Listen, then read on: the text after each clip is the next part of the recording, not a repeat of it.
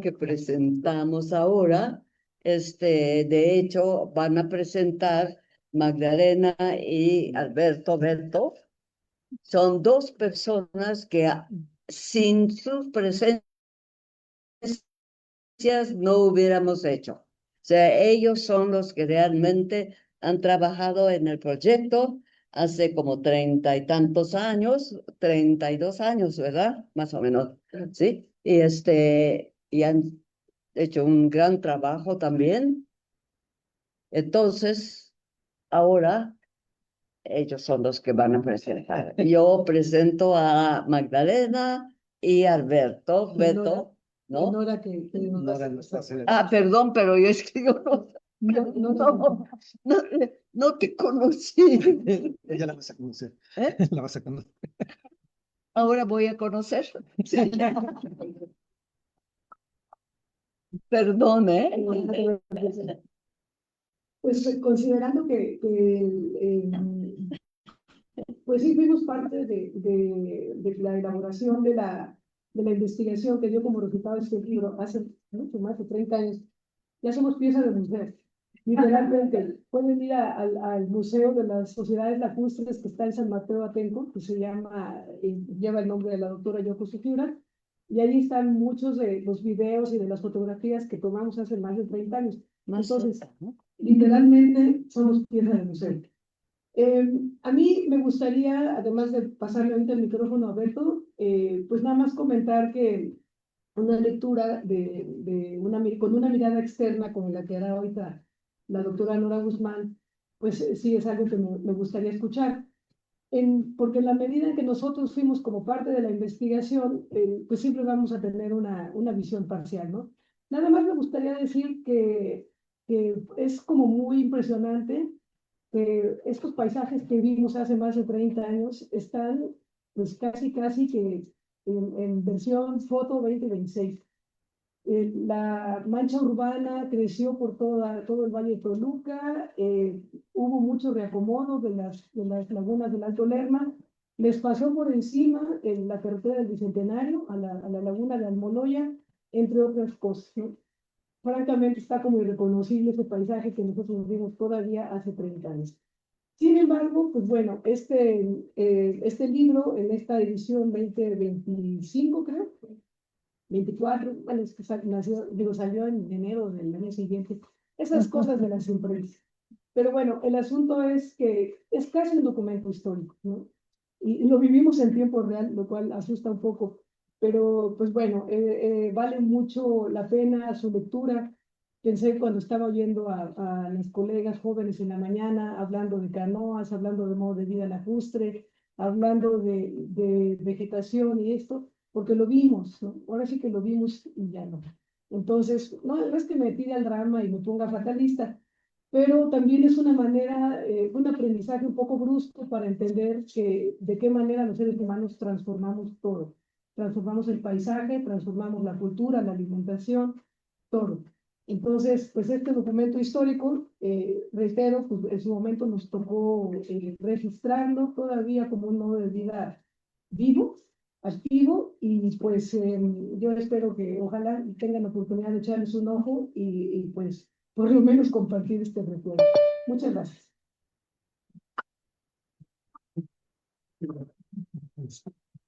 Yo también ahorita voy a ser breve. Estoy viendo que Nora tiene como otro libro para presentar.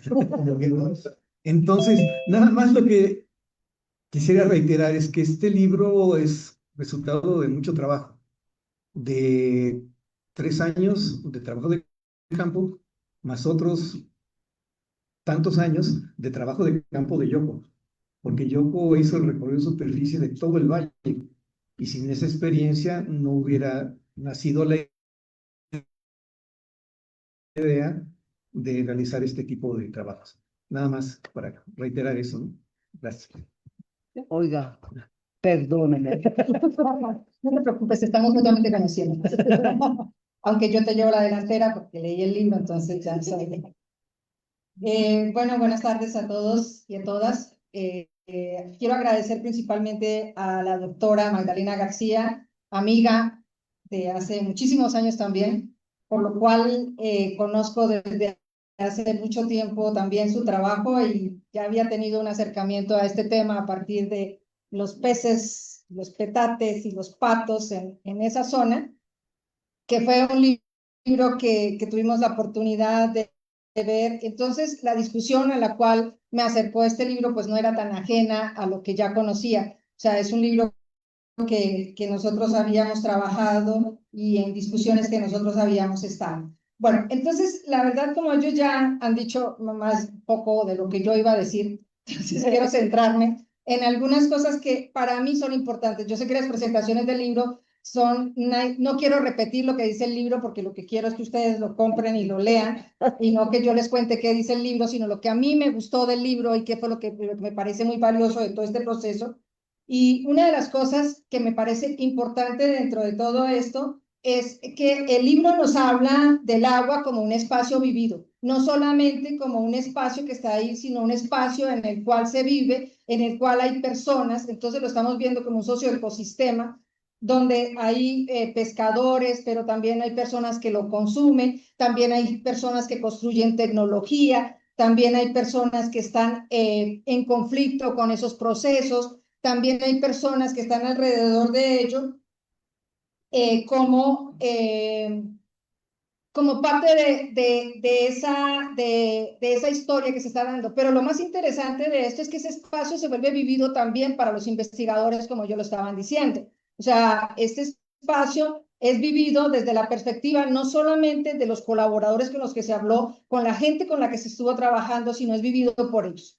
Es vivido y por ellas en este proceso, porque en la medida en que se adentraron en la investigación, fueron formando parte de ella, fueron teniendo conocidos, gente de la que hablan como si fueran viejos amigos en el proceso, ¿no? Entonces, del pescador que les ayudó, del pescador con el que vivieron. Y también otra de las cosas que me parece muy interesante es el hecho de que, por ejemplo, se empieza a hablar y uno siempre dice, fotografías antiguas o fotografías, y muchas son de los archivos personales de la doctora Yoko. Entonces uno dice, bueno, deberían hablar de cómo el socioecosistema y es un espacio vivido por la gente que está allí, pero también por los investigadores, cómo los investigadores se integraron dentro de este proceso.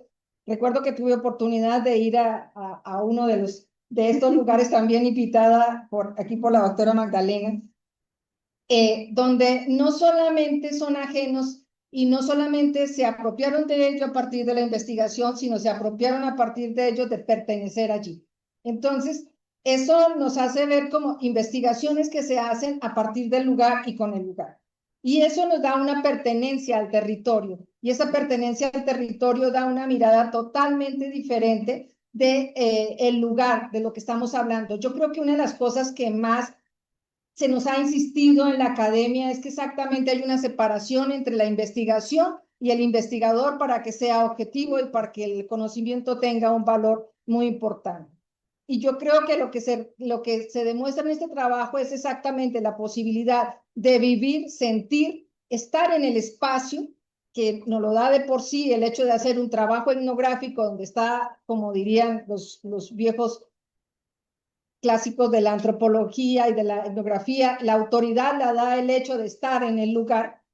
No solamente eso, sino también el hecho de que su mirada es una mirada que está en forma horizontal, no de forma vertical, y donde nos demuestra que hacer investigación no representa necesariamente esa separación, que la investigación es algo personal también. O sea, la investigación es parte de lo personal. Siempre se nos ha dicho que lo académico y lo personal. ¿Por qué tienen que volver todo personal? Porque todo es personal. Si tú no te apasionas por el tema, si tú no te apasionas por las cosas, si no te gusta el lugar donde estás trabajando, presentas informes y presentas cosas, pero no necesariamente hablas y haces que la gente también se apropie de ese espacio. O sea, los libros no te dicen nada si esos libros no dicen lo que sientes y lo que en realidad te genera ese espacio. Entonces, considero que eso es importante, porque cuando estás leyendo, no solamente estás viendo lo que, como un estudio, sino lo que ellas vieron. Estás reconstruyendo todo el proceso y el reconstrucción con una minuciosidad que te permite la visibilización de elementos que en algún momento pasaron desapercibidos o pueden pasar desapercibidos para el ojo no especializado. Entonces, cuando tú vuelves a esos lugares, por supuesto empiezas a verlos de otra manera. Y yo creo que esa es la labor que tiene que tener el investigador, hacer que veamos desde otra perspectiva el espacio. Yo escuchaba mucho las conferencias de ahorita y preguntaba, bueno, ¿y de esto qué? ¿De esto cómo impacta? ¿De esto qué va a pasar? ¿De esto qué le llega a la gente? O sea, siempre como que nosotros nos quedamos en el espacio de los académicos, la competencia entre los académicos y pareciera que escribiésemos para ver quién sabe más. Pero la verdad es que yo creo que la cuestión estaría en quién impacta más, quién es capaz de replantear la visión a través del territorio. Y eso es importante porque los territorios se viven, se piensan y se ven de diferente manera. Los observables, como dicen los epistemólogos, los observables son construidos y uno solo ve lo que está educado para ver, no ve otra cosa más allá. Entonces, en esa perspectiva, estos investigadores han sido testigos de ese cambio que se ha dado dentro de ese proceso, de lo que nos estaba diciendo ahorita Magdalena, exactamente, de cómo ha ido cambiando todo el valle, cómo se ha ido transformando, y no solamente desde la nostalgia, no solamente desde la angustia, sino también desde los factores que han contribuido a esto. En la medida en que comprendemos y en la medida en que revisamos bien cómo ocurren estos procesos, es que nosotros podemos plantear soluciones o podemos plantear algún tipo de cambio que se pueda gestar más adelante. Y otra cosa que para mí constituye también, o sea, yo creo que lo hago todo desde mi reflexión como investigadora también, y es el trabajo colectivo. Lo difícil que es hacer trabajo colectivo. O sea, eso es de las cosas más difíciles que tenemos en la academia, porque si algo nos enseña la academia es a tener ego. Un ego tan grande que la verdad nos podemos matar desde él, y no del golpe, sino de la misión en el viaje, ¿no? Desde arriba. Entonces, eso hace que trabajar con otros colegas, el poder integrar el trabajo con otros colegas y el dar la posibilidad de que otros colegas también tengan la misma notoriedad, es como muy difícil. Pero en este trabajo se nota que no se hubiese podido construir si no se hubiera hecho trabajo colectivo. ¿Por qué? Porque no solamente se da cuenta desde una perspectiva antropológica y una perspectiva etnográfica, sino también arqueológica, también biológica. Por ejemplo, una cosa que me llega mucho es que hay una descripción de las aves muy interesantes. Mi pareja es ornitólogo y entonces le decía, tienes que leer el libro porque aquí hay un resto de cosas sobre aves. Entonces, eso es importante porque también nos da sobre la geología, sobre la geografía del lugar. O sea, estamos viéndolo de una manera integral, que yo creo que eso solo lo puede dar un trabajo que tiene la duración que ha tenido este trabajo de más de 30 años. De hecho, tenía las fechas por aquí, pero ya las perdí. Entonces, esa es una parte importante de ese trabajo colectivo, pero no solamente es un trabajo colectivo porque son diferentes personas, sino también porque es interdisciplinario. Y eso de lograr una comunicación entre disciplinas para generar un solo producto es también todavía mucho más difícil. O sea, es casi, bueno, imposible, no sé si será imposible o no, pero no es imposible porque ya tenemos un trabajo, pero sí es muy difícil y a veces integrar tantas visiones y tantas formas sin que se convierta en una colcha de retazos es lo difícil. Cuando se presenta como un todo integral, cuando se presenta como un libro que tiene todo un contexto y que nos permite ver un solo espacio, considero que es lo interesante. Porque ahora que está de moda los coordinados, que son todos los libros coordinados y que cada uno escribe lo que puede sobre el tema y que le damos un título de acuerdo al tema más sobresaliente, decimos que hacemos trabajo interdisciplinario y colectivo, pero en realidad cada uno escribe desde lo que puede y como puede, o desde lo que sabe, como quiere y cómo pueden hacerse estas cosas. Entonces, esa parte a mí me gusta mucho porque ayuda a la complejidad de entender el proceso y esa complejidad del territorio. No es un territorio simple, es un territorio muy complejo, pero la complejidad no quiere decir que sea inentendible, sino es al contrario. Es una complejidad que se permite ver a través de todos los hilos que van generando, que van desglosando en el proceso. El otro elemento que me parece súper importante en todo esto es la permanencia.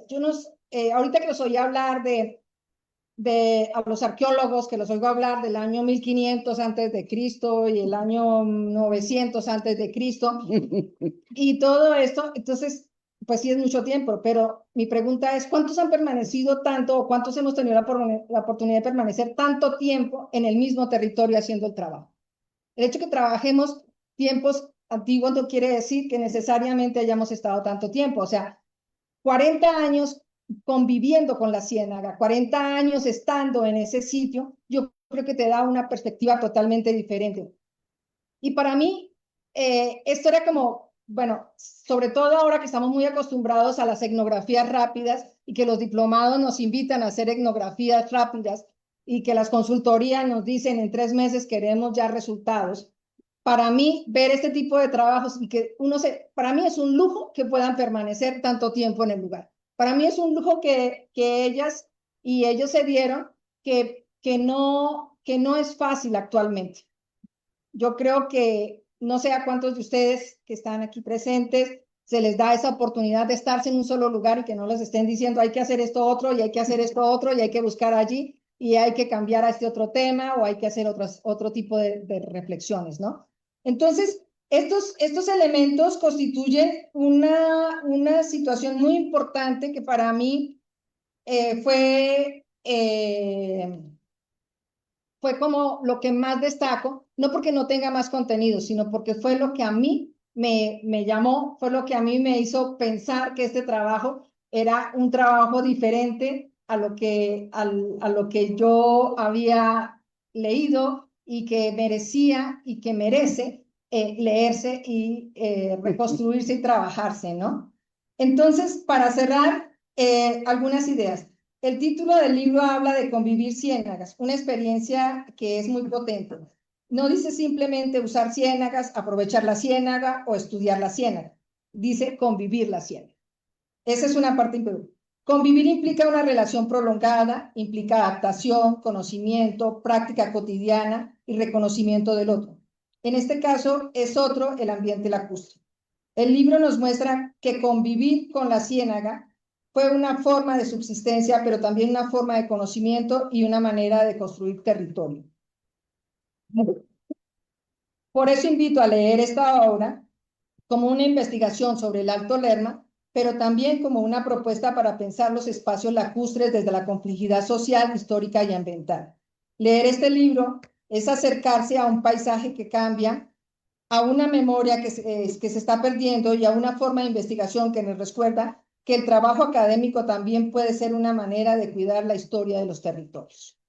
Entonces, esto es como lo que yo plantearía. Les dejo para que ustedes vean qué más hay, porque hay sobre las artes de pesca, las artes de cacería, las artes también es de cacería de las aves, pero también de los animales terrestres, y se ilustra. Entonces esto como que genera toda una narrativa, entra como una narrativa, y eso es lo que es interesante, porque aprendes en una narrativa, no es un libro tedioso así que tienes como que cortando y que te está dando toda una serie de cosas técnicas, sino que entra como una historia o un elemento todo integral que te permite recuperar el proceso. Bueno, pues agradezco mucho la oportunidad. Oye, yo puedo hablar. Claro.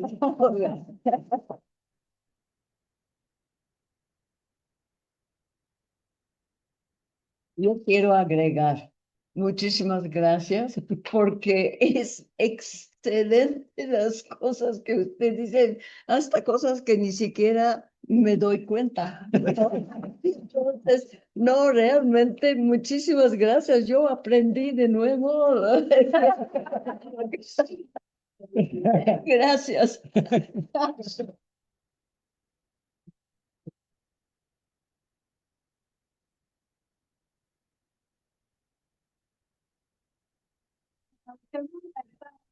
Del libro, esta lectura tan hermosa que nos compartió. Muchísimas gracias. Y pues ahora sí pasamos también a recorrer, los invitamos a recorrer los carteles que querían mencionar algo, pero ok. Vamos a los carteles y Muy bien. Bueno, mi nombre es Mariana Pereira, yo soy licenciada en Gestión Ambiental, magíster en Educación Ambiental. Soy de la Universidad de la República de Uruguay, ¿verdad? Soy docente del Centro Universitario de la Región Este, de Maldonado, dentro del Departamento Interdisciplinario de Sistemas Marinos Costeros. Con mi colega Jack gestora ambiental, también docente, Cintia, realizamos este trabajo, grado 2 de humedad, experiencias en desarrollo urbano y Torpavieja, Canelones, Uruguay. Para ubicarnos un poquito, Canelones se encuentra al sur de Uruguay, tiene conexión con el Río de la Plata, lo cual desemboca en el Océano Atlántico. Los arroyos Pando y Tropa Vieja, el Tropa Vieja desemboca en el arroyo Pando y el arroyo Pando en el río Uruguay, en el Río de la Plata, lo que hace que sean ambientes salobres, ¿verdad? Los humedales de estos son humedales salobres, lo que les llamamos marismas. Bueno, como todo humedal, son muy productivos, tienen gran biodiversidad, en especial de aves, de interés comercial para la pesca artesanal, y podemos encontrar especies bioingenieras que son dos cangrejos que viven en cangrejales, es decir, conjuntos de cuevas, ¿verdad? Tenemos el cangrejo del Juncal y el cangrejo violinista, que le llaman así porque tiene una pinza, el macho más grande que la otra. Bueno, el objetivo surge de un proyecto que viene realizando Cintia con los vecinos de estos humedales, donde hacen muestreo participativo con los vecinos de los cangrejales en estos dos sitios de la Arroyo Pando y Tropa Vieja, y los mismos vecinos solicitaron el poder extender este trabajo a las escuelas de esta zona. Entonces ahí es donde entramos con este proyecto, cual tiene como objetivo fortalecer la conexión de las escuelas de Neptunia, Canelones, con los humedales de desarrollo urbano y Tropa Vieja a través de la educación ambiental situada, promoviendo procesos de reflexión y producción de conocimiento colectivo. Esto lo voy a contar un poquito mientras cuento de las actividades que realizamos. Trabajamos con dos escuelas públicas y una escuela privada, un colegio privado, con las edades de más o menos entre 8 y 10 años, que sería quinto y sexto año en Uruguay, que son los últimos años de primaria, ¿verdad? En primer lugar, lo que queríamos conocer era un poco las ideas previas que ellos tenían, o sea, qué entendían por humedal y qué entendían por, si conocían, ¿no?, los humedales del arroyo Pando y Tropa Vieja. Entonces les pedimos que los dividimos en grupos, que tengo que dibujar en un papelón, porque como interpretaban ellos el humedal, y podemos ver más o menos a partir de esos dibujos que, bueno, los juncos predominan muchísimo en los dibujos, o sea, los juncos los asocian mucho con los humedales, así como el agua, tal cual la definición de lo que es un humedal, ¿verdad? Bueno, después algunos otros elementos, como bueno, anfibios, peces, hongos, árboles, solo se vio en uno de los trabajos, de 13, puedo decir. Y viendo un poco más la presencia de cangrejos o cangrejales dentro de los dibujos, vimos que en 6 dibujos de 13 habían cangrejos, pero en solo un dibujo había cangrejales, es decir, que solo un dibujo presentaba las cuevitas de los cangrejos, lo que nos dio una idea de que, bueno, tal vez conocen, sí, que tal vez hay cangrejos, pero no cangrejales dentro de lo que son los humedales.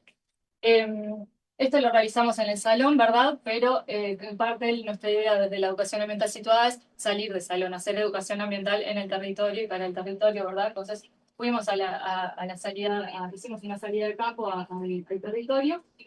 La idea acá era mostrar un poco lo que era el método científico, lo que viene realizando Cintia con los muestreos participativos, y le sumamos no solo de los cangrejales, sino también de aves, porque también consideramos que son que hay un montón de especies y una gran biodiversidad dentro de la idea de lo que hicimos acá fue dividirlos en 2 grupos, entonces mostramos, por un lado, un grupo fue mostrar cangrejales y otro grupo fue mostrar aves.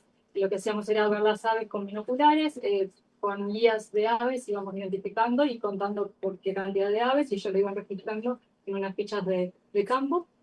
Y luego con los cangrejales lo que se hace es con un cuadrante, se tira y donde cae se cuentan las cuevas de cangrejos. Más o menos se asume que hay un cangrejo por cueva, y a su vez se puede identificar el tipo de cangrejo según las cuevas, por el tamaño, o que el cangrejo violinista, ¿verdad, Cintia?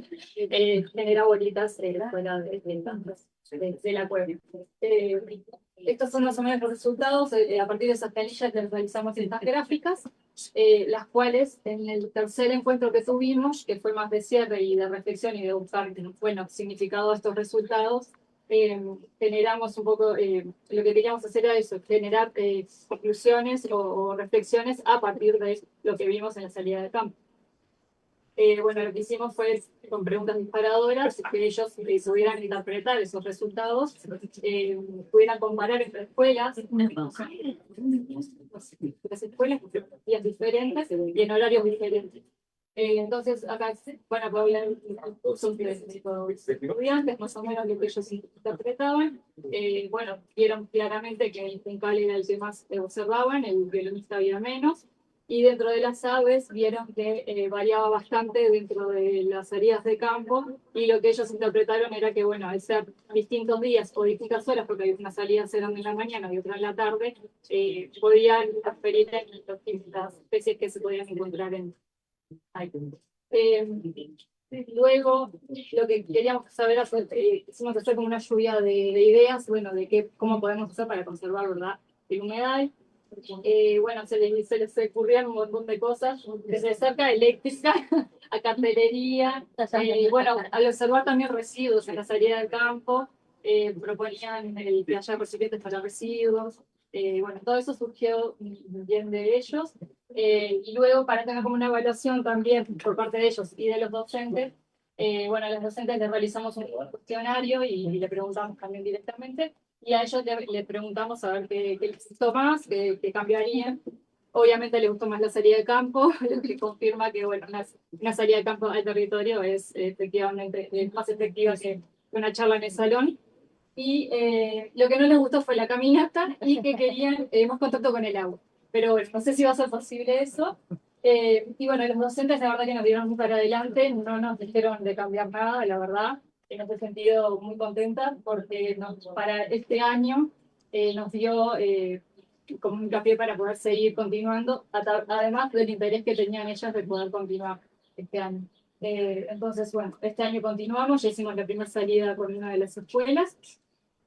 Y a modo de cierre, bueno, la importancia de esto, de que la educación ambiental pueda ser un proceso que se mantenga en el tiempo, que no esté quedado solo en el año pasado. El interés influye mucho, así también como el presupuesto, obviamente, pero el interés por parte de las personas de poder continuarlo año a año es lo que, bueno, da también hincapié a nosotros para conseguir que la educación ambiental sea efectiva, ¿no?, en el territorio. Muchas gracias. Bueno, ahora continuaremos con nuestros carteles. El siguiente va a ser de estudios de canoas, remos y pilotes de madera en la vida lacustre de la Cuenca de México. Y este está presentado por Ana Laura Velar Carmona y Aurora de la Montufán. Gracias. Bueno, buenas tardes. Entonces, bueno, como parte de los elementos de la vida lacustre, tenemos canoas, remos y pilotes de cimentación. Los pilotes de cimentación generalmente se emplean para ganar el terreno al agua o para consolidar el terreno fangoso. Y en la Ciudad de México, durante el siglo XVI, estos eran muy abundantes, no así en el registro arqueológico. Entonces, en ese trabajo, lo que nosotros hacemos es identificar el origen de la materia prima con que se elaboraron dos canoas, dos remos y 184 pilotes hallados en estaciones arqueológicas de salvamento arqueológica en la Ciudad de México y Chalco. Entonces, esto lo hicimos a través del análisis anatómico de secciones de madera, con los tres típicos cortes para el análisis de la madera. Entonces tenemos la sección transversal, la radial y la tangencial. Como parte ya de los resultados, entonces ahora tenemos que las dos canoas y el 75% de los pilotes analizados son de madera de oyamel o de avis religiosa. Entonces, este árbol se distingue de todas las coníferas de la Cuenca de México por ser un árbol robusto y con un crecimiento recto. Generalmente los pinos tienden a torcerse, aunque también tienen este crecimiento porque pues, es una conífera, al igual que los cipreses. Entonces, pensamos que las características por las cuales se prefirió al oyamel para elaborar canoas es que es un árbol robusto, llega a medir en la Cuenca de México hasta 60 metros de altura, de 1 a 1,80 metros de diámetro, y además es una madera con baja densidad comparada con los pinos también de la Cuenca de México. Entonces, cuando tuvimos oportunidad de platicar con los trabajadores de los aserraderos de Amecameca, y entonces ellos nos decían que ellos preferían que llegara madera de Oyamel a los aserraderos porque era más fácil de transportar y de cortar por su baja densidad. Entonces, bueno, esas son las características que pudieron haber reconocido en este árbol para poder hacer estas grandes canoas pues, de una sola pieza. Y también se explotaba todo, o se usaba todo el árbol completo, ya que en los pilotes de cimentación encontramos también ramas y estas también crecen recto, generalmente. Por otro lado, de los remos tenemos madera de encino o de quercus, que es una madera pues bastante dura y que actualmente también hemos encontrado en la cuenca de México este tipo de madera para hacer remos, para hacer remos. Incluso se le usa mucho para hacer mangos de herramienta, precisamente porque es una madera bastante dura. Y bueno, eso es todo.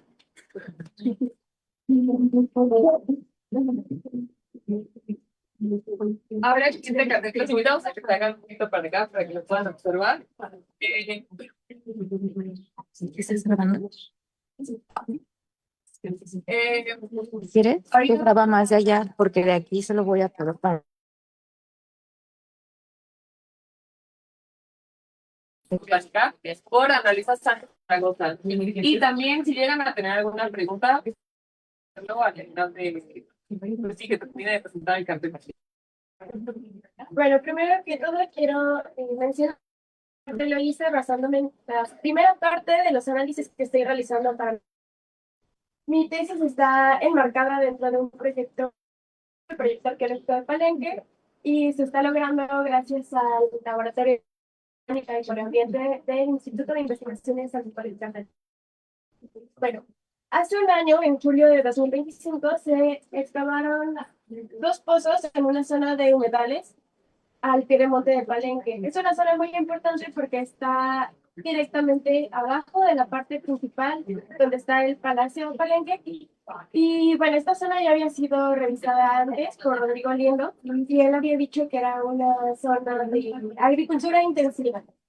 Sin embargo, tiene mucho que no se había vuelto a usar, y ahora este proyecto lo que quiere es ver también la vida doméstica de esta zona. En esta zona se localiza sistema de camellones y canales, y ahora también de depresiones circulares que se utilizaron así como para... Se ha encontrado una plataforma que puede ser sobre... Bueno, el objetivo de la siguiente temporada es de una unidad doméstica, pero es que les da un tamaño de 10 metros de diámetro. Se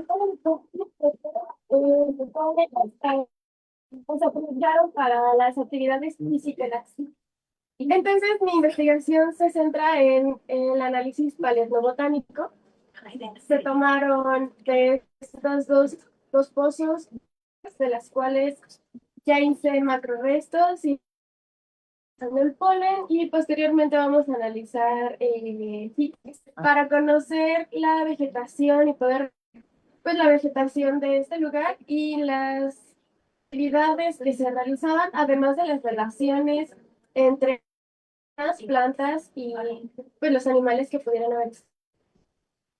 Como resultados preliminares de mi análisis de macrorestos, pude encontrar que hay cíperas, asteráceas y fabáceas, que son plantas que se relacionan mucho con el agua o también con los textiles y son importantes.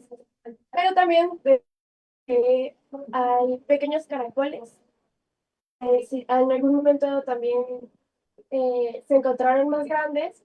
El macrorestos son 2-3 milímetros, pero los grandes son consumidos actualmente. Y también fragmentos de huesos que posiblemente son de pescado. Por otro lado, pues hasta el momento he revisado 70 lagunas de polen y destaca principalmente la presencia de 5 gramos de polen de Zeamite, lo cual es muy importante, además de amarantáceas. Los amarantos igual flores, las solanáceas, que son como los tomates, y muchas plantas que se consideran malezas, pero que igual son aprovechadas y que crecen en las zonas de cultivo. Por lo tanto, de manera preliminar puedo mencionar una conclusión que tenemos es que efectivamente esta está aprovechada como un lugar de agricultura, pero también es una zona que por las plantas que conserva, bueno, que se obtuvieron, pudo haber sido también habitada y tiene una ocupación continua, principalmente del clásico, pero por la estratigrafía podemos ver, bueno, el corte de un pozo. Esta parte es fue la ocupación del clásico, sí, hay ocupación en épocas posteriores y ya. Eso es todo, gracias.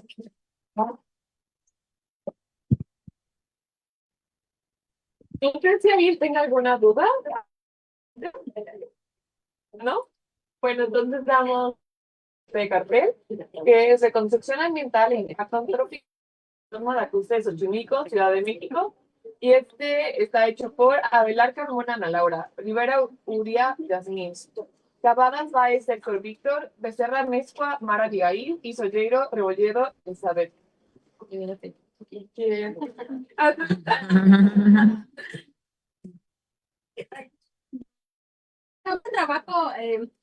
En ese trabajo, nuestro objetivo era hacer el impacto antrópico en una casa del siglo XVI, resultado de un salvamento antrópico a través de micromorfología, pictolitos y diatomeas. Y para ello, estos resultados obtenidos los comparamos con otro sitio que representaría un área menos perturbada. Y escogimos, encontramos este sitio en el bosque de Nativitas, ubicado aquí, 8 kilómetros de aquí. Estamos en Xochimilco.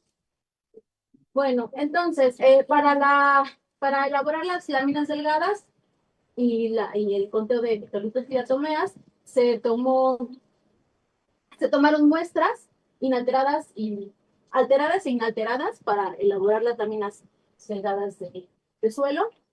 Y esos fueron los resultados. En el caso del salvamento arqueológico en San Pedro Tlalnagua, nosotros encontramos capas poco consolidadas y no hubo diferencia entre las capas del posclásico y del virreinato, y la mayoría de ellas contenía fragmentos de hueso, algunos estaban quemados, materia orgánica, en este caso hay un fragmento de calabaza, carbón de pino, encino, fragmentos redondeados agresionados con pómex, fitolitos y diatomeas, y microlaminaciones de material limoso que puede asociarse con el fondo del lago o con apisonamientos. Y por otro lado, en el sitio menos perturbado, encontramos 4 paleosuelos. En el más profundo hay se caracteriza por tener gran cantidad de pómex en una matriz abundante de fitolitos y diatomeas, lo que nos refiere a una actividad volcánica. Sobre este estrato encontramos otro paleosuelo que ya es más, ya tiene una estructura más consolidada, en este caso sería una estructura angular, y también encontramos solitos de carbonato de calcio. Eso nos habla de la orilla del lago. Entonces, bueno, y aquí encontramos un fragmento de cerámica. Entonces, pudimos también datar un carboncito que dio la fecha aproximada de 1495 a 1602. Y con el fragmentito de cerámica pudimos determinar, los arqueólogos pudieron determinar que se trataba de la orilla del lago en el posclásico tardío. Sobre este paleosuelo encontramos, no sé si, aquí, no sé si lo noten, pero en los estratos 13.1 y 13.2 se caracterizan por tener blanquecino. Y eso, ya cuando vimos las láminas delgadas, encontramos gran cantidad de diatomeas. Estamos con una inundación por la presencia también de nuestra con laminaciones y porosidades alargadas, de que nos habla del movimiento del agua. Y sobre este mismo, otra inundación, pero ya con un desarrollo edáfico.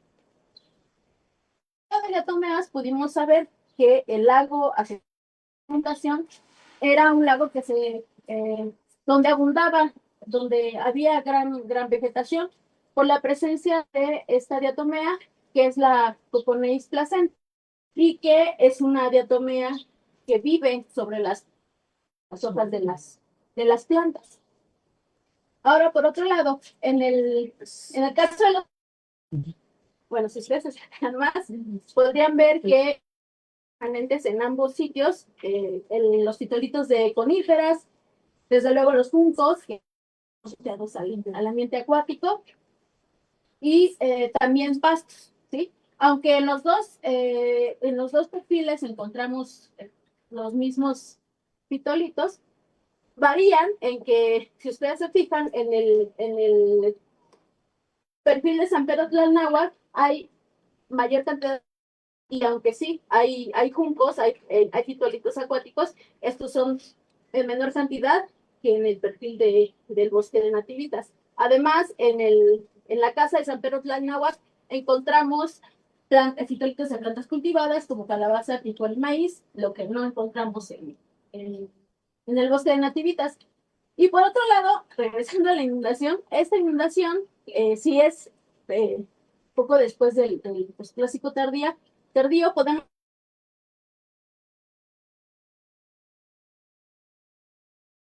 Xochimilco cuando se cerró la de Mexicalcingo, y bueno, y Xochimilco sufrió una gran inundación. Eso es todo.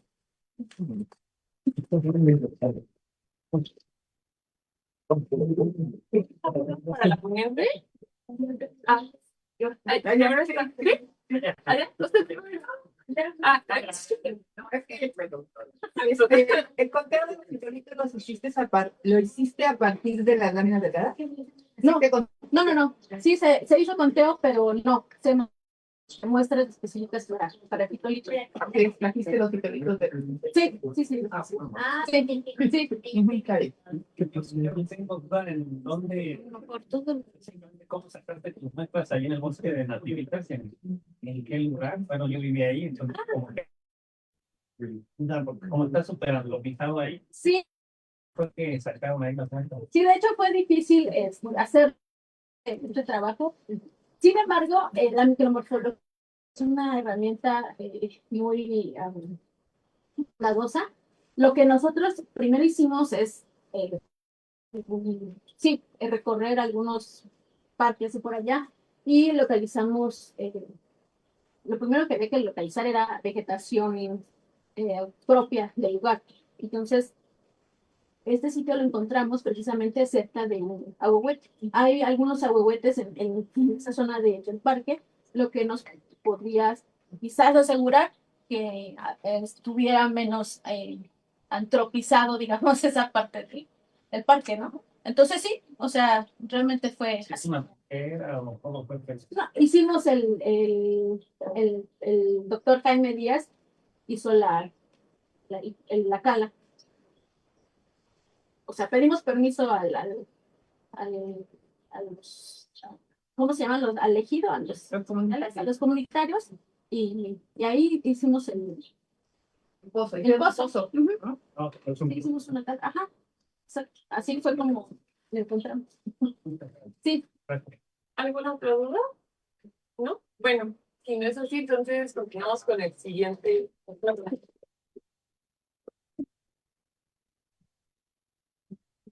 Seguimos con el siguiente cartel, que es reconstrucción paleoambiental durante el Holoceno Medio a partir del registro sedimentario del lago de Atotonilco, Jalisco, México. Este está hecho por Ramiro Isaac Galván Ruiz, Gabriel Vázquez Castro, Lidia Darcy de Roy y Rubén Secudo Ruiz. Bueno, el objetivo principal de este trabajo fue realizar un estudio estratigráfico, geoquímico y mineralógico de los sedimentos lacustres en el lago de Atotonilco para pues, poder entregar una reconstrucción paleoambiental. En general, la hipótesis presentada en un inicio, en base a investigación previa, era de un lago de origen fluvial de los últimos 1000 años, o sea, en el Holoceno tardío, con aportes eólicos y volcánicos. Las generalidades, pues en general se hizo un estudio completo del sitio para ver las condiciones actuales, el cómo estaba formada su cuenca, el clima en el que se tomó la muestra, el contexto geológico que había alrededor de pues, la mayoría pues rocas volcánicas, sobre todo del Holoceno medio y tardío. Y la vegetación y el suelo es una zona más cargada a lo que sería el contexto agrícola, aunque no debería ser así. O sea, el uso de suelo es agrícola, pero no se recomienda de ese tipo de uso de suelo. Y pues llegando al lago, pues sí, estaba completamente seco y entonces se utilizaron los métodos de una trinchera primero para poder después sacar un núcleo y se obtuvieron muestras de todo este sitio para tener una mejor resolución. Se hizo un submuestreo para hacer estratigrafía.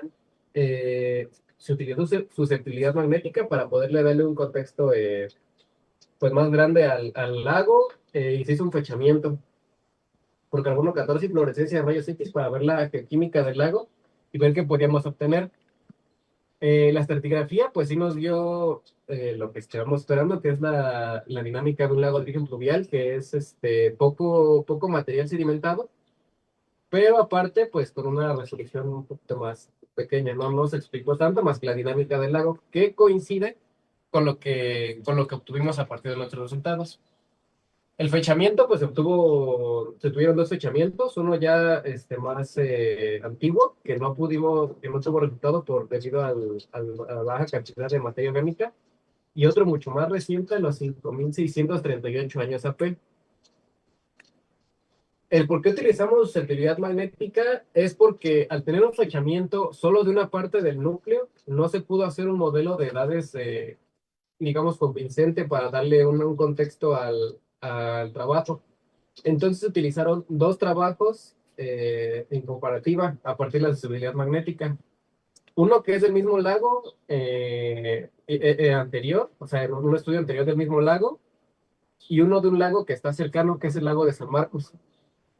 Se hicieron las comparaciones a partir de la susceptibilidad y coincidían las curvas. La diferencia es que mientras que en el lago de San Marcos pues hay una resolución mucho más grande, debido a que se estuvo sedimentando todo ese tiempo, el lago de Atotonilco no se sedimentó en un periodo de casi 5000 años. Entonces, esto confirmó nuestra idea de que sí era un lago de origen fluvial, pero no del Holoceno, no del Holoceno tardío, sino más cercano al Holoceno medio. Y a partir de la floración, pues pudimos comprobar como que más de esta dinámica que tuvo el lago y de cómo en periodo de lluvias tenía una mayor sedimentación y las evidencias para corroborarlo. Las edades que están aquí presentadas están correlacionadas con lo que sería la susceptibilidad magnética. Está correlacionada entre la edad del lago y la edad con la que se correlacionó. Los terrígenos nos mostraron pues un periodo de humedad de los 6080 años a los 5990 años, que coincide con lo que nos presentaban los carbonatos, que coincidían como en los periodos de humedad entre valles y picos de cada uno de las curvas. Coincidían los elementos, coincidían en general los periodos de sequía y de sequía y de humedad. Variaban a lo mejor por algunos años, algunos 2 años, y en algunos casos ya muy exagerados, pues 10 años entre estos periodos de sequía y humedad. Entonces, el único periodo donde no coincidió como esta sequía y humedad es ya en lo más reciente, donde serían de los 6080 a los 5090 años, los terrígenos nos presentaban pues humedad, y los carbonatos también nos presentaban sequía en este momento. O sea, no coincidía en esta parte solamente, pero en lo demás sí coincidía. Realmente lo que planteo es que es por un aporte externo debido a que otros elementos como el potasio y el circonio pues no tenían la misma correlación que tenían con los otros terrígenos. Entonces puede ser un aporte externo al sitio y más porque es lo más reciente, además de que pues es zona que ya puede estar afectada debido a las mismas condiciones del lago. los elementos biogénicos coincidían también con esta idea de secas y húmedas en estos mismos periodos donde el fósforo pues sí nos presentaba periodos de materia orgánica mucho mayores cuando había presencia de agua con esos periodos de humedad. Y también las diatomeas nos presentaban periodos mucho muy similares de lo que sería concentraciones de diatomeas en estos periodos de humedad, que coinciden los valles del calcio, perdón, con el silicio sobre titanio para obtener las diatomeas. Se utilizaron 3 edades como para dar un modelo de este modelo de edades, de cómo fue sedimentándose el lago, y se encontró, a partir de este modelo de edades, nuestro hiato muy marcado, cómo esta sedimentación se pausaba, por así decirlo, en este periodo, que coincidía con el trabajo anterior de San Marcos, donde durante este periodo fue un periodo de sequías mucho mayor en esta parte. Entonces, en este periodo de sequías que hubo muy grande, no se pudo haber sedimentado nada en este lago de origen pluvial. Entonces, pues con estos proxies confirmamos un lago de origen pluvial con oscilaciones secas y húmedas, mayormente secas, por eso hay la sedimentación tan baja, por así decirlo, que coincidía con la dinámica de la estratigrafía. O sea, son los periodos más húmedos, había, pues, había elementos o partículas mucho más grandes que hacían las arenas. Y mientras había periodos de menos humedad, había cosas como limos o arcillas, mayormente limos en lo que serían los periodos de resequedad. Lo único que no coincidía con nuestra hipótesis, bueno, con mi hipótesis, sería el aporte constante de material que yo tenía previsto. Y también que fuera un lago del Holoceno tardío, como presentaban los lagos aledaños que ya tenían estudios. Probablemente era del Holoceno medio, si superan los 6.100 años para tener este origen pluvial. Yo lo había, nada más que cerraron la cuenca del lago de Chapala, que antes colindaba con la del lago de Atotonilco. Sería todo.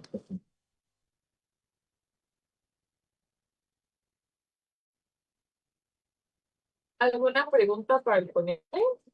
¿No? Bueno, muchas gracias.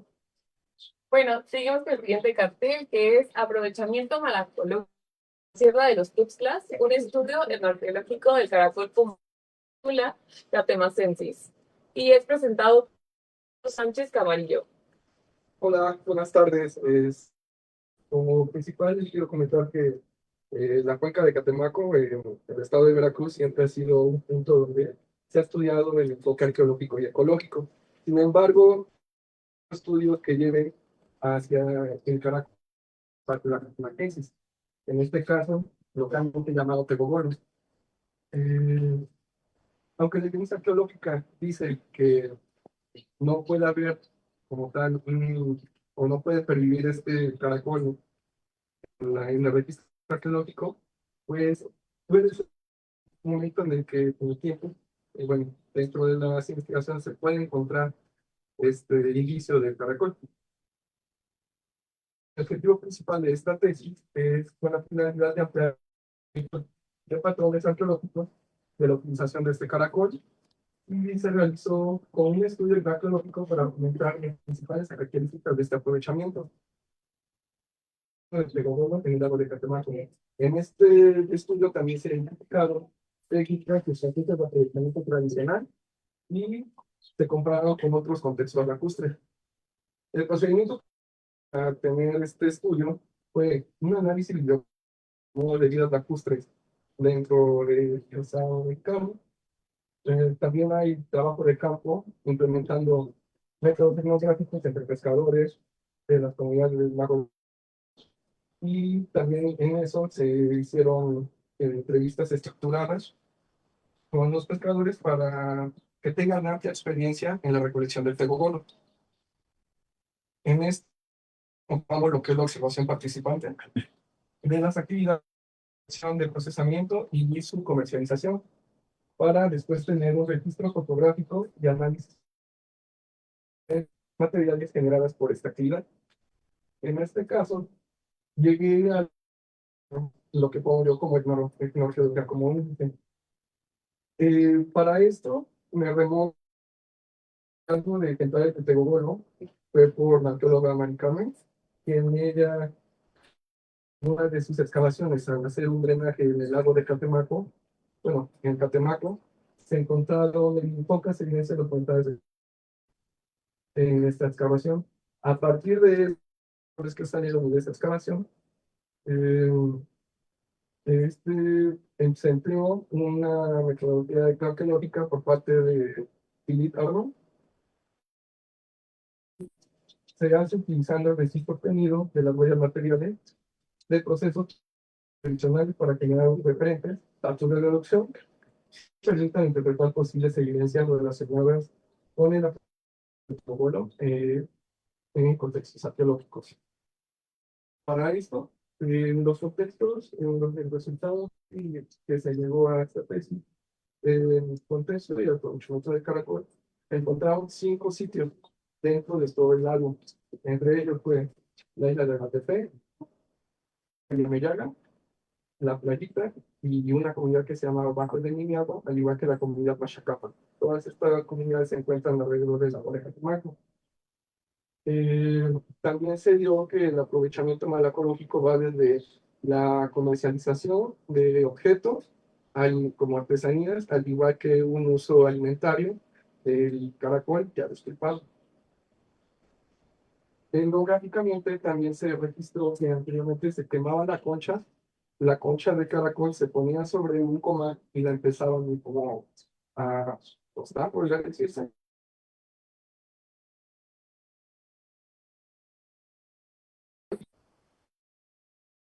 Se ha visto que al triturar este caracol, o bueno, la concha del caracol, hay un uso de como fertilizante para los grupos de cultivo. A partir de esto, se vendieron los talleres de preparación de tegogolo. Ahora, un taller, como definición rápida, un taller es un área donde se realizan diferentes actividades de preparación y transformación de alguna materia prima. En este caso, se documentó que los talleres de aprovechamiento del tegogolo tienen elementos comunes, como por ejemplo, su espacio se organiza alrededor del tratamiento, donde intervienen fogones para la cocción, el esculpe y lavado, asientos de trabajo, contenedores para la separación de materiales, en este caso, donde ya se lleva el caracol vivo, se despulpa, se tira la concha, también se tiene otro contenedor donde la pulpa del caracol está lista para procesar. Al igual que también hay zonas destinadas a residuos, porque toda esta basura que dejan este desecho, a un lado no crean que queda alrededor del taller, ya que con un día el caracol la apesta, entonces es un olor insoportable para tenerlo cerca. Después de eso, también estos talleres tienen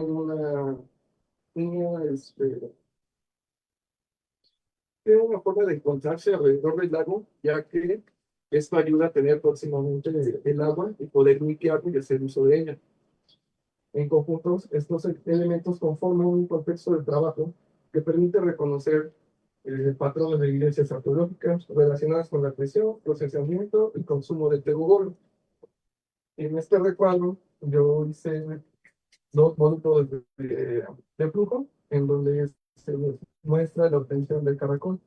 Si tienen tiempo, podrían, ahorita por favor, darle al código QR. Ahí tengo varias imágenes donde se muestra el tratamiento de cómo despulpan, cómo van los tegoleros a sacar el caracol, porque ellos van desde 1 metro a 5 metros, incluso 6 metros, zambullen o pulsean, lo sacan, vuelven a salir. ¿No? En este caso se tiene ese modelo de flujo, al igual que hay el modelo de flujo en el que pongo las posibles evidencias de huellas materiales que a partir de todo este proceso del caracol. Y como conclusiones, pues el aprovechamiento malacológico ha sido fundamental para la subsistencia de las sociedades. El contexto que rodea al tegogolo conlleva un proceso donde su recolección cubra necesidades alimentarias, económicas e identitarias. Sobre este caracol se puede destacar que el tegogolo continúa siendo un recurso fundamental para las comunidades lacustres de Catemaco. También las actividades relacionadas con su aprovechamiento también generan evidencias que puedan ser vistas en contextos arqueológicos. Y el estudio, sobre todo, amplía el conocimiento sobre los modos de subsistencia en el lago de Catemaco en la región, ya que dentro de es el primer ahorita estudio que se hace con lacustres. Y bueno, les pediría que por favor si ven que ahí podrán ver cómo hacen el tratamiento y cómo sacan el caracol del lago. Sería todo.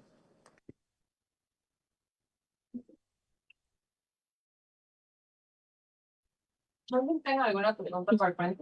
El caracol, ¿sabes si es un caracol dulceacuícola o salobre? Y si es, ¿sabes si aparte de la laguna de Catemaco se hace aprovechamiento a nivel costero?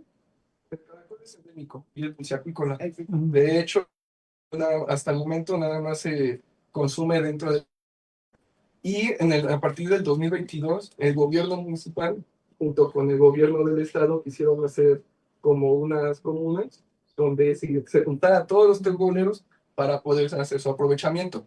Sin embargo, no se ha hecho. Según ha habido un festival de tegogolo, pero nada más quedó hasta ahí.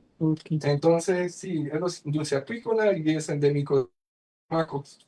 Y sobre todo, si lo llegan a encontrar en otras zonas, no existe cadena fría para mover todavía ese producto a otros estados. Entonces no se sabe cómo llegó ahí y muchas veces igual, aunque dicen que es tegogolo, porque igual en otras partes le llaman así, pero puede ser el Pomacea flagellata. No es el mismo que el Pomacea spatula catemacensis. Bueno, muchas gracias. Sí. ¿Alguna otra duda?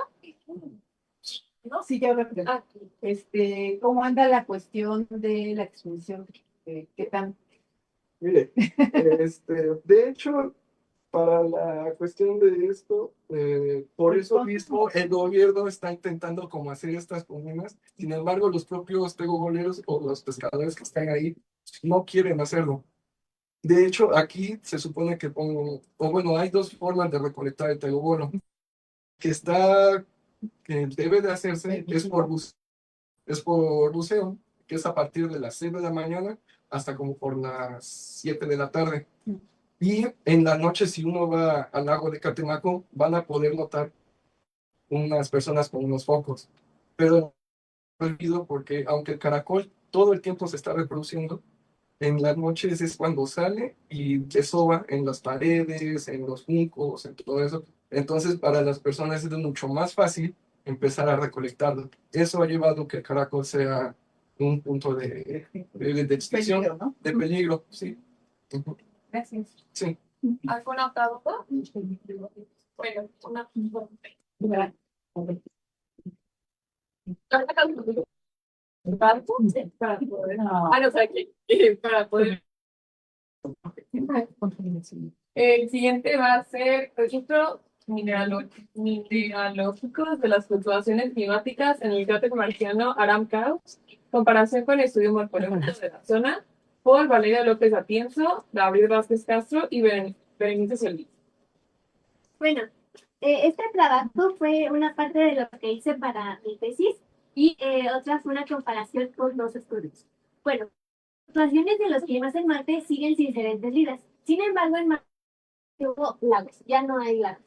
Los lagos sirven como registros naturales de estos climas. Ok, entonces lo que se hizo en mi tesis es analizar las características mineralógicas de un cráter que se llama Aram-Keos, que se estima que hubo agua. Y para este cartel comparé lo encontrado con un estudio de Solochit en 2020 y con un estudio de Warner en 2010. Solochit lo que hizo fue estudiar un lago en Rusia y analizó los silicatos que hay y estimó cuáles eran más comunes en periodos cálidos y cuáles más comunes en periodos fríos. Warner lo que hizo fue analizar los diferentes estados de degradación para ver en dónde hubo más agua. Bueno, este es Aram-Keos, que es un cráter de impacto de 280 kilómetros de diámetro. Para la metodología usada para mi tesis se usó un espectrómetro llamado CRISP, es un espectrómetro de luz visible y luz infrarroja. Está a bordo de la misión Mars Reconnaissance Orbiter y que es básicamente un orbitador que está dando vueltas a Marte. Para el estudio de Xolotl se sacó un sedimento de 800 centímetros y se muestró con fluorescencia de rayos X, difracción de rayos X y se dató por datación de carbono 14. Warner usó las cámaras High Resolution Stellar Camera, que es una cámara que toma fotos a color de Marte, y la cámara Context Camera, que es una cámara a blanco y negro, el altímetro Mola, que es con la que se toma esta foto. Bueno, esto es lo de mi tesis. Los colores rojitos indican minerales que son frenita, epidota y clorita. Y los verdes y azules indican los silicazos de hierro y magnesio y carbonatos de hierro y magnesio. Bueno, los rojitos eran más comunes en sedimentos más claros y los azules y verdes en sedimentos más oscuros. Se usó una imagen de alta resolución fusista en donde se ven los sedimentos claritos encima de los sedimentos oscuros. Ok, por lo que los sedimentos oscuros fueron antes que los sedimentos claritos. Bueno, ya, por los minerales encontrados en cada estrato, se estimó que la más antigua, la de los sedimentos oscuros, se presentaron características de un ambiente hidrotermal y en la más joven unas características más volcánicas. Comparándolo con Xolotl, él encontró que en periodos cálidos, como el Atlántico y el Boiling Aleros, se encontraba mucha esmectita. Y en periodos fríos, como el preboreal y el Odesdaya, se encontraba mucha clorita. Esto se puede comparar con esto. La esmeltita es un filosilicato de hierro y magnesio, que está en azul y verde, la zona más antigua, donde había actividad hidrotermal. Y la clorita pues está en la zona del cráter más clara, en donde había actividad volcánica.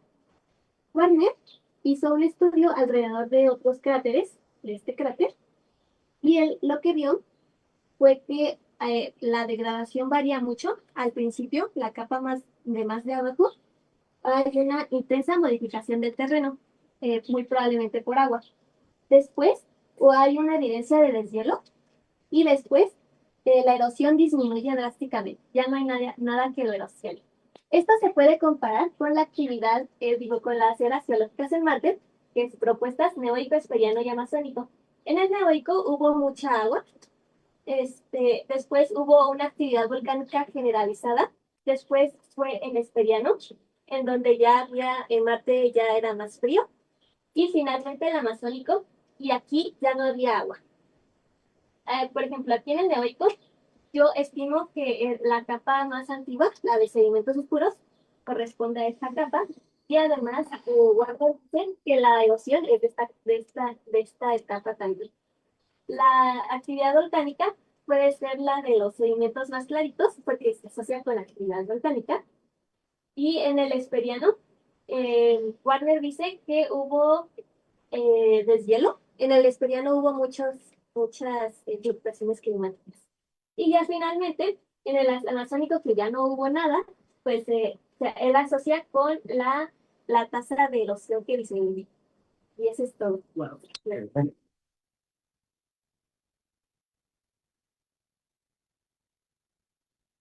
¿No sé si tengan alguna pregunta? ¿No? Bueno. Está así como. Si quieren, háganse para acá. Háganse para acá porque el cartel está para acá. Para que lo puedan Pero no hay información entrando. Si quieren, muévanse para acá. Sí. Ya, por ahí está el cartel, yo ya lo vi. Pásate para allá. Bueno, ahora vamos, bueno, el último cartel será uno de los guisos predilectos de Moctezuma II, fue el pescado fresco traído de éxito o realidad por Bernardo Rodríguez Galicia, Raúl Valadez Azúa. Hola, buenas tardes. Más que platicarles lo que es, aquí está para que le puedan echar un vistazo, les voy a platicar lo que fue. Todo esto nace a partir de mi tesis de doctorado en 2010, donde encuentro en Teotihuacán una gran cantidad de tesis. Anteriormente yo me dedicaba con Raúl Valadez al estudio de los diferentes tipos de cánidos en época prehispánica. Entonces, durante muchos años yo fui perrólogo con él. Sin embargo, cuando encuentro los peces en Teotihuacán, pues me empezó a llamar mucho la atención todo lo que era la lacustre. Conforme yo fui avanzando en mi tesis de doctorado, me doy cuenta que varios eventos que tuve que consultar empezaban a manejar ese dicho de que se llamó, traían el pescado fresco de Veracruz. Eso me llamó poderosamente la atención porque con mi conocimiento como biólogo, pues sabía que los peces son los productos cárnicos más delicados, ¿sí? Entonces empiezo yo a ver todo este tipo de situaciones y empiezo yo a tratar de ir un poco más a fondo a hacer de esta cuestión. Cuando empiezo a ver y a notar ciertas discrepancias en las literaturas, empiezo a ver, por recomendación de la maestra Alicia Blanco, consulte las fuentes originales.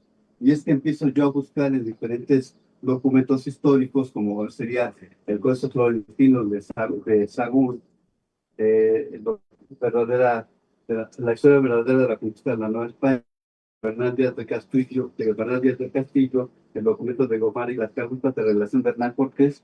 Empiezo yo a ver que no me dice nada que me indique que llegaba fresco de Veracruz al centro de México.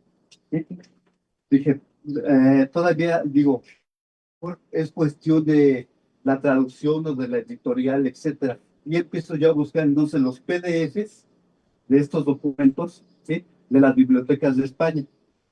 Efectivamente, tampoco nos dice nada del pescado fresco.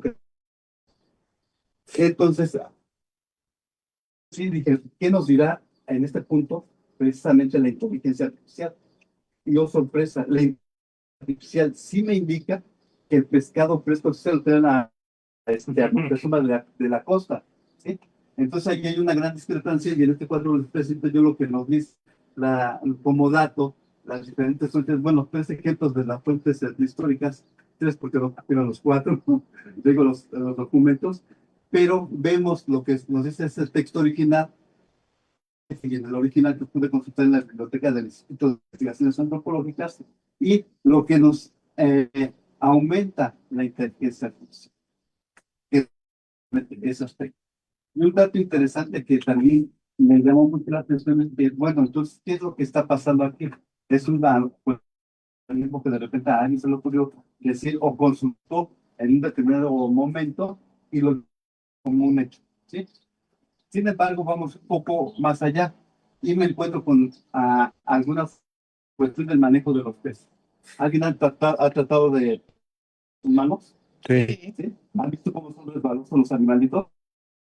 Resulta ser que los peces tienen una cubierta de moco, que es una capa proteica de demás sustancias químicas que lo van a dar esa protección en el ambiente original. De tal, con el solo manipulado del pez, esa capa de moco se le... Anteriormente yo me quedaba pensando, por ejemplo, cuando yo veía los que iban con sus hieleras, iban con sus botes, y dice, ahí llevan las chelas, a pasarse la bomba. No es el caso. Lo que es de que las hieleras toman agua del ambiente, lo almacenan ahí, cuando capturan al pez, inmediatamente la hielera o el agua. Esto para evitar la desecación del animal. Y entonces, un argumento más que nos indica que el pez no pudo haber llegado. ¿Sí? Aún así, podemos observar que estas características, ¿sí?, hacen que el pez vaya perdiendo esa naturaleza, esa frescura. Al final les voy a dar un dato que también me resulta un pequeño proyecto que estoy llevando a cabo. Hay datos interesantes, ¿sí?, que pude consultar de la inteligencia artificial, volvemos a lo mismo, en donde nos dice que un auto particular lleva de 3 a 3 horas y media, 3 horas 45 minutos, en traer un pez de la costa de Veracruz, desde Tuxpan, que sería el punto más cercano al centro de México, ¿sí?, es el tiempo que se tarda. Un autobús de 3 horas 56 minutos es su traslado, ¿sí? Una carreta tirada por caballos se tarda de 12 a 18 días, ¿sí? Los corredores de elite de un maratón en relevos cada 3 kilómetros se tardan 16 horas 51 minutos, mucho tiempo, ¿sí? Y los peinanes corredores entrenados en la época de Moctezuma se tardarían de 1.5 a 2 días en tratar de llegar a al segundo. ¿Cuál es la conclusión que he llegado y que está manifiesta en varios trabajos que tengo yo ahí ya escritos? Fíjense que los peces, para poder llegar de la costa del Atlántico, en este caso de Veracruz, al centro de México, tienen que llegar necesariamente preparados. Esto es, el proceso de salado, amado o secado al sol.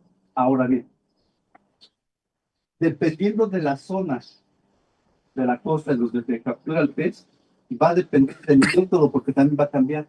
Hay técnicas en donde salan al pez con el grano en bruto, y hay zonas en donde, por ejemplo, capturan al pez y lo meten en salmuera, es decir, en una solución salina, lo extraen y lo ponen a secar, lo tienden como si estuvieran tendiendo cualquier tipo de una carne seca. ¿Sí? Lo pueden tender en lazos o lo pueden tender sobre varas, o simplemente que no les llegue el contacto con otro tipo de animales. Todo este proceso que les estoy presentando nos indica entonces que para época prehispánica simple y sencillamente hay una ruta muy sencilla, ¿sí? Y este sería como que un diagrama de flujo en cuestión de cómo se preparaba y cómo se traía el pez desde en época prehispánica al centro de México. Y es, una vez que se captura el pez, es eviscerado, sigue 2 posibles rutas, una que puede ser salado en seco, ¿sí? Se lleva a cabo un apilamiento y se prepara para su traslado al centro de México. Otra, que es salado, ¿sí? El húmedo, es el de la salmuera, se tiende al sol, se ahuma y se llega a un apilamiento para poder llegar a su traslado. Ahora también, el ahumado también es otro proceso, ¿sí? Este proceso de ahumado va a depender también de los gustos que tengan las personas por prepararlo, porque hay maderas que al quemarlas, su humo puede ser un poco dulce, un poco amargo o agrio, y va a depender también de las características de la madera para llevar a cabo este proceso de ahumado. Entenderán que este sería lo que sería el trabajo que yo les presento, y es una continuación que va a seguir posteriormente, porque dato curioso y interesante que me he encontrado a lo largo de este tiempo, y es que la tradición del consumo del pez en el centro de México se sigue dando, y sigue llegando pez de la costa, de las costas mesoamericanas, de las costas de México al centro, y este llega al mercado de la viga. El mercado de la viga es el segundo mercado más importante en la venta de pescado en el mundo. Solamente lo supera el de Japón. Lo impresionante del caso es de que no tenemos costas en el centro de México. Gracias.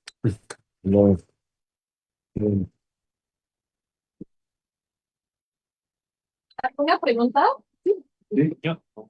¿Existiría la posibilidad de que lo hubiera, bueno, en épocas prehispánicas lo hubieran podido haber transportado vivo en una olla o en algo, y pues así como especie de, obviamente no es una pecera, pero que lo capturaron y que pues no se muere, pues sigue en el agua y lo traen? ¿Esa posibilidad se ha considerado? Sí, es muy complicado porque los peces son animales que están adaptados por la oxigenación, que a lo mejor con el movimiento se lo puedes dar, pero el cambio de temperatura, de presión atmosférica, son animales que inclusive en un acuario, si no les tienes el cuidado así muy en específico, al otro día se te mueren, ¿no? Eso es muy complicado traerlos vivos. Hay algunos datos, por ejemplo, de otros tipos de técnicas que me están llamando mucho la atención, y por ejemplo, en el caso de traslado de los peces, hay un método que se llama ensoquetado, que es el animal capturado y envuelto en lodo, ¿sí? Para poderlo transportar. Y eso es interesante también. Es una tradición que se sigue dando, por ejemplo, en Sudamérica, en Centroamérica, y en El Salvador lo aplican mucho, pero que aquí en México no se usa ya por aquí. Gracias. ¿Alguna otra duda? Sí. En algún momento yo trabajé preparando peces para una colección histológica. Y una ocasión fuimos a Chiapas y fuimos a comprarlos.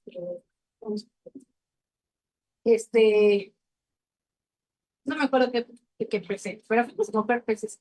Y entonces, para que llegara fresco, para poder identificar, etcétera, etcétera, lo que se hizo fue rellenarlo con sal de grano y guardarlo así en una caja de cartón y prácticamente sumergido en la sal. Pero no, o sea, no se secó, o sea, no se secó. Llegó acá, después de ese viaje tan largo, llegamos acá y lo pudimos tomar fotos y pintarlo, y, o sea, conservó sus colores. Pero ¿Cómo olía? ¿se lo comieron?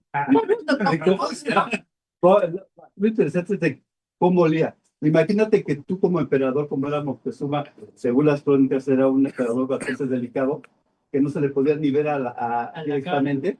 Le presentas un pescado que está casi en proceso de descomposición. Digo, la cabeza de uno saldría rodando por allá. Pues, es muy complicado.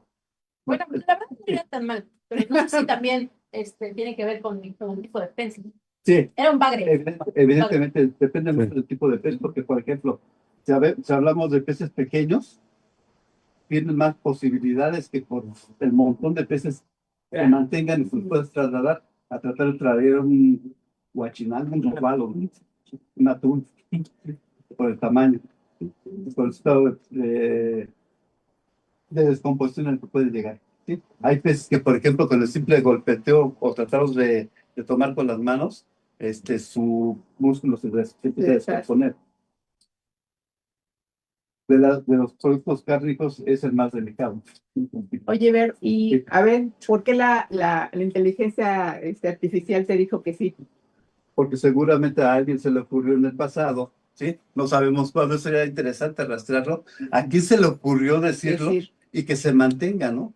Que se mantenga como tal hasta nuestros días. Sí, Eso es interesantísimo. No, pues es que hay que tener cuidado con lo que te dice la inteligencia artificial, ¿no? Hay que saber manejar la inteligencia No hay que artificial, creerle siempre. porque nos puede dar datos que No hay que creerle. conduciendo hacia errores. Sí, sí, porque alguien que no sabe, Exacto. ¿no?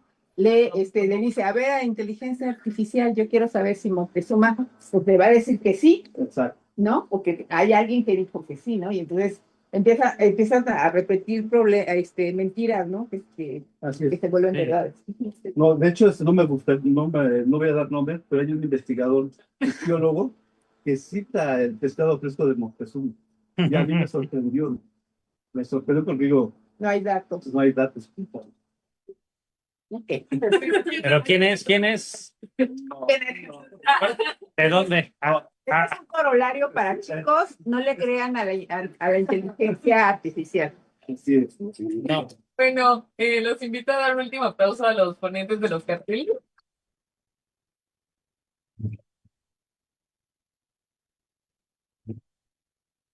Y les agradecemos su presencia el día de hoy.